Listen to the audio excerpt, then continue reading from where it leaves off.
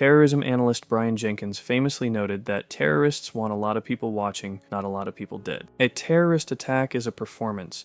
The physical explosion is only half the event, but the media broadcast sends the psychological message. And the mechanics of cinema and terrorism are unfortunately similar. Both operate through visual spectacle and narrative framing. Guy Debord defined what is called the society of the spectacle as a modern reality where life, politics, and war are only experienced through curated images.